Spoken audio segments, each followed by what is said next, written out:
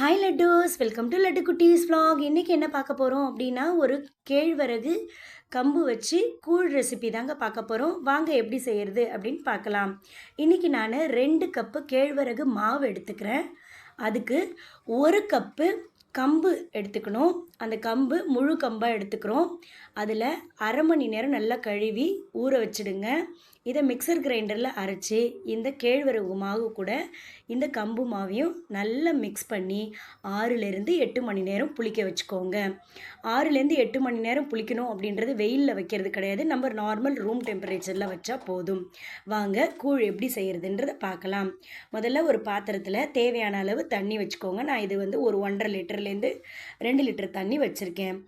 So இது நல்லா கொதித்த உடனே இதில் நம்ம கரைச்சி வச்சுருக்க மாவை கொஞ்சம் கொஞ்சமாக கைவிடாமல் கிளறிக்கிட்டே நம்ம அதை ஊற்றிக்கிட்டே இருக்கணும். கொஞ்சம் மெல்லமாக ஊற்றி கிளறிக்கிட்டே இருங்க, ஏன்னா கெட்டி பிடிச்சிடும். இந்த மாவில் நான் உப்பு எதுவுமே ஆட் பண்ணலை. நம்ம கரைக்கும் போது தான் உப்பு ஆட் பண்ணுவோங்க. இது சாதம் வேகிற மாதிரி மினிமம் 20 மினிட்ஸ் வேகுங்க. இங்கே பாருங்கள், கொஞ்சம் கூழ் பதத்துக்கு வந்துருச்சு. நீங்கள் கொஞ்சம் கையில் எடுத்து நசுக்கி பார்த்தீங்க அப்படின்னா கம்பு வெந்திருக்கிறது தெரியும்.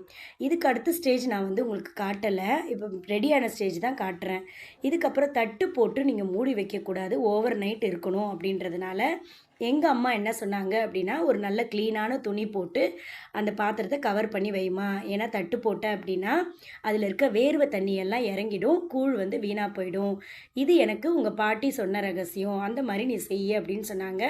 நான் அந்த மாதிரி செஞ்சேங்க. இங்கே பாருங்கள், மறுநாள் காலையில் எனக்கு எப்படி ஒரு அழகான ஒரு கூழ் கிடச்சிருக்கு பாருங்களேன். சில பேர் சாதம் போடுவாங்க, நான் இதில் சாதம்லாம் எதுவும் போடலைங்க. கம்பே உங்களுக்கு சாதம் மாதிரி வந்துருந்துச்சு. இதில் கூழ் கரைக்கிறதுக்கு நான் மாங்காய், சின்ன வெங்காயம், பச்சை மிளகாய், தயிர் எடுத்துக்கிட்டேன். வாங்க எப்படி கரைக்கிறதுன்னு பார்க்கலாம். ஃபஸ்ட்டு தயிர் எடுத்து ஊற்றிக்கிட்டேன். அதை கொஞ்சமாக நல்லா மெல்ல கரைச்சிக்கிட்டே வாங்க. நீங்கள் கரண்டி வச்சும் கரைக்கலாம், உங்களோட இஷ்டம். கை வச்சு சில பேருக்கு கரைக்கிறதுக்கு வாட்டமாக இருக்கும், ஸோ அதனால் அப்படியும் செஞ்சுக்கலாங்க.